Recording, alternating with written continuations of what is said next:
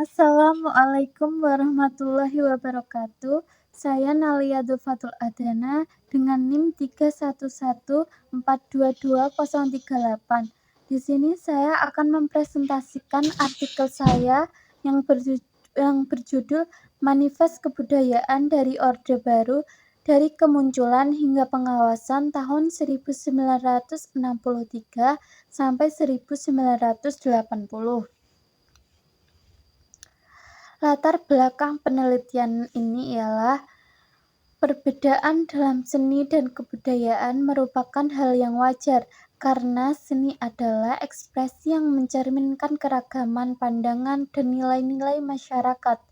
Namun situasi menjadi berbeda ketika seni dan kebudayaan dipolitisasi, seperti yang terjadi di Indonesia pada masa demokrasi terpimpin tahun 1959 sampai 1965. Masa ini ditandai dengan dominasi lembaga kebudayaan rakyat atau Lekra, organisasi yang berafiliasi dengan Partai Komunis Indonesia. Lekra mempromosikan seni revolusioner yang bertujuan mendukung perjuangan kelas dan ideologi komunis.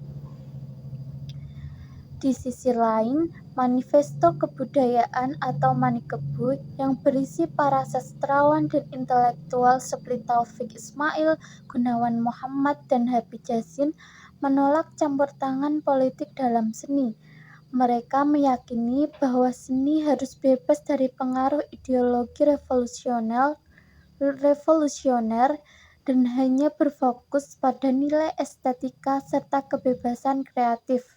Namun, pada masa itu, Manifesto Kebudayaan atau Manikebu terpinggirkan karena tidak mendapat dukungan dari Presiden Soekarno yang secara terbuka mendukung Lekra sebagai bagian dari perjuangan revolusi.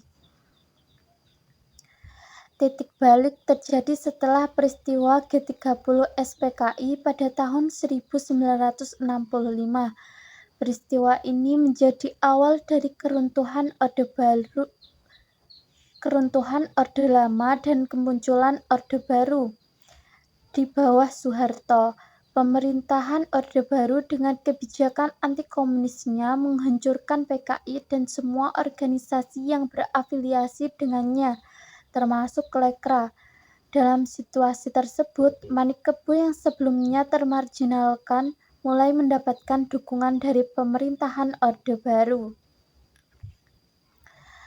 Dukungan Orde Baru terhadap Manikebu atau Manifesto Kebudayaan didasarkan pada kesamaan ideologis yaitu anti-komunisme dan pro-pembangunan. Namun kebijakan Orde Baru terhadap seni dan kebudayaan membawa tantangan baru dengan negara menerapkan sensor ketat, membatasi kebebasan berekspresi, dan menjadikan seni sebagai alat propaganda untuk mendukung stabilitas politik serta ideologi pembangunan. Oleh karena itu, dinamika Manifesto Kebudayaan dari tahun 1963 hingga 1980 menjadi menarik untuk dikaji karena mencerminkan bagaimana seni dan kebudayaan di Indonesia bertransformasi di tengah perubahan politik besar. Manifesto Kebudayaan atau Manikebu tidak hanya menjadi simbol perlawanan terhadap politisasi seni pada masa demokrasi terpimpin, tetapi juga mengalami paradoks di era Orde Baru, mendapatkan legitimasi tetapi harus tunduk pada kendali negara.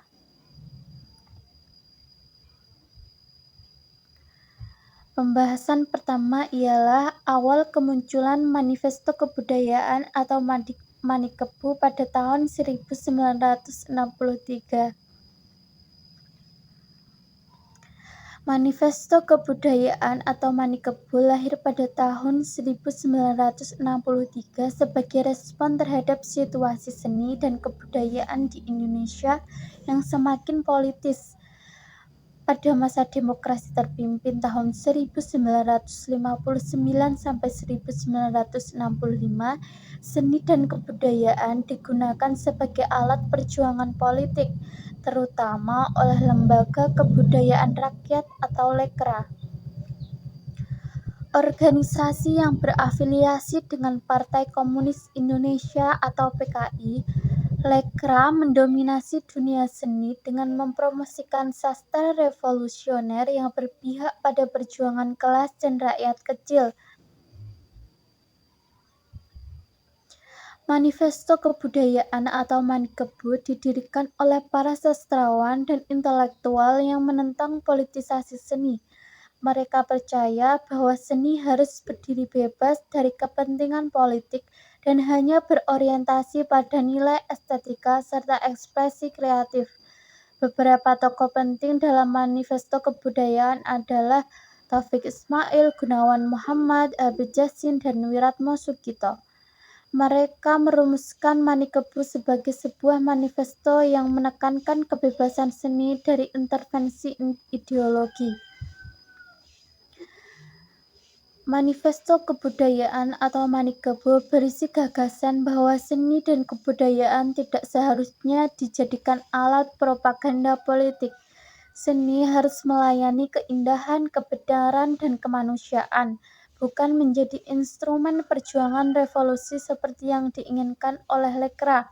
Prinsip ini menjadikan Manifesto Kebudayaan bertentangan langsung dengan Lekra, yang saat itu didukung oleh pemerintahan Soekarno. Lekra yang memiliki hubungan erat dengan PKI dan mendapatkan dukungan penuh dari Presiden Soekarno menyerang Manikebu melalui berbagai media dan forum. Mereka menuduh Manifesto Kebudayaan sebagai kelompok kontra-revolusioner yang pro-kapitalis dan berorientasi barat. Serangan ini menyebabkan Manikebu terpinggirkan dalam dunia seni dan kebudayaan pada masa demokrasi terpimpin. Para tokoh Manikebu seringkali menghadapi tekanan politik dan sosial yang kuat, yang membuat mereka sulit mendapatkan ruang untuk menyampaikan karya dan gagasannya. Meskipun berada dalam posisi yang lemah, Manifesto Kebudayaan tetap menjadi simbol perlawanan terhadap dominasi ideologi dalam seni. Keberadaannya menunjukkan bahwa ada kelompok sastrawan yang menolak subordinasi seni terhadap politik. Meskipun pada masa itu mereka termarginalkan, gagasan yang dibawa Manifesto Kebudayaan menjadi relevan kembali setelah perubahan politik besar di Indonesia pasca terjadinya Gerakan 30 SPKI tahun 1965. Dengan demikian, awal kemunculan Manifesto Kebudayaan atau Manikebu pada tahun 1965 mencerminkan perlawanan intelektual terhadap politisasi seni, meskipun harus menghadapi tantangan besar dari Lekra dan pemerintahan demokrasi terpimpin. Pembahasan selanjutnya ialah Manifesto Kebudayaan setelah Gerakan 30 SPKI dan masa Orde Baru. Peristiwa Gerakan 30 SPKI pada tahun 1965 menjadi titik balik besar dalam sejarah politik dan kebudayaan Indonesia. Setelah kejadian ini, pemerintahan Orde Lama di bawah Soekarno runtuh, digantikan kekuasaan Orde Baru di bawah pimpinan Soeharto. Orde Baru melakukan pembersihan besar-besaran terhadap Partai Komunis Indonesia (PKI) dan organisasi yang berafiliasi dengannya, termasuk Lekra, Lembaga Kebudayaan Rakyat. Lekra yang selama masa demokrasi terpimpin menjadi kekuatan dominan dalam seni dan budaya, dihancurkan bersama dengan ideologi komunisme yang mendukungnya. Semua bentuk ekspresi seni yang dianggap terkait dengan komunisme diberangus dan para seniman yang terlibat di Lekra dikejar, ditangkap, atau dibungkam. Dalam situasi ini, Manikebu atau manifesto kebudayaan yang sebelumnya termarginalkan mulai mendapatkan ruang baru. Manifesto kebudayaan yang sejak awal menolak politisasi seni dan bersikap anti-komunis dipromosikan oleh Orde Baru sebagai representasi narasi kebudayaan yang sesuai dengan ideologi negara. Orde Baru mendukung Manifesto Kebudayaan atau Manikebu sebagai bagian dari strategi besar pembangunan legitimasi politiknya, yaitu menegakkan posisi anti-komunisme dan pro-pembangunan. Para sastrawan dan intelektual yang tergabung dalam Manifesto Kebudayaan atau Manikebu seperti Taufik Ismail, Gunawan Muhammad, dan Habib Yassin mulai mendapatkan pengakuan dan ruang untuk berkarya. Namun dukungan politik ini datang dengan kendala besar. Kebudayaan tetap berada di bawah kontrol ketat negara.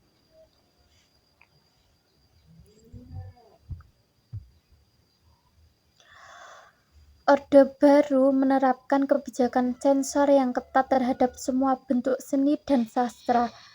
Karya seni dan sastra harus mendukung ideologi pembangunan dan stabilitas politik yang menjadi prioritas utama pemerintah. Kebebasan berekspresi dibatasi dan seringkali dijadikan alat propaganda negara. Misalnya, karya sastra yang diproduksi harus sesuai dengan ideologi pembangunanisme Orde Baru yang menekankan stabilitas politik, ekonomi, dan kemajuan nasional. Karya-karya yang dianggap kritis terhadap pemerintahan atau tidak sesuai dengan narasi pembangunanisme seringkali disensor atau dilarang beredar. Di satu sisi, Manikebu mendapatkan ruang untuk berkarya setelah lama terpinggirkan. Namun di sisi lain, mereka juga harus menghadapi kenyataan bahwa seni mereka berada di bawah kendali ketat negara. Banyak karya sastra di era ini kehilangan kebebasan untuk mengeksplorasi ide-ide baru karena terikat oleh tuntutan pemerintahan.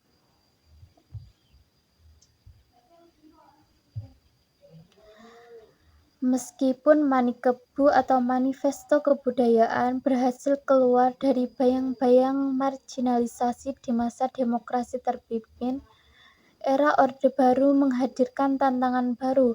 Dukungan Orde Baru bersifat politis dan pragmatis, lebih bertujuan memperkuat legitimasi negara daripada mendorong kebebasan seni.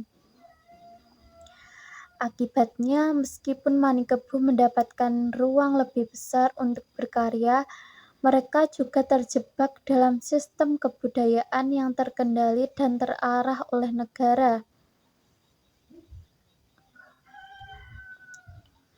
Dengan demikian, masa setelah tahun 1965 hingga 1980 memperlihatkan paradoks bagi Manikebu.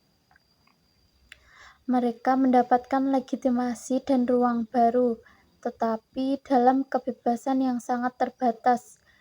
Hal ini tentu mencerminkan bagaimana seni dan kebudayaan di era Orde Baru menjadi alat politik yang digunakan untuk mendukung stabilitas rezim, sekaligus menekan kebebasan kreatif para seniman. Yang terakhir ialah kesimpulan. Manikebu selama periode tahun 1963 sampai 1980 mencerminkan bagaimana seni dan sastra tidak pernah benar-benar bebas dari pengaruh politik di Indonesia. Kelompok ini lahir sebagai bentuk perlawanan terhadap politisasi seni oleh Lekra, tetapi akhirnya juga terjebak dalam kontrol politik Orde Baru. Meskipun mendapatkan ruang dan legitimasi baru, kebebasan kreatif tetap dibatasi oleh kebijakan negara. Sejarah Manikebu menunjukkan bahwa seni di Indonesia sering menjadi bagian dari dinamika kekuasaan, di mana rezim yang berkuasa menentukan bagaimana seni dapat berkembang dan berfungsi dalam masyarakat. Sekian presentasi dari artikel saya yang dapat saya sampaikan. Terima kasih. Wassalamualaikum warahmatullahi wabarakatuh.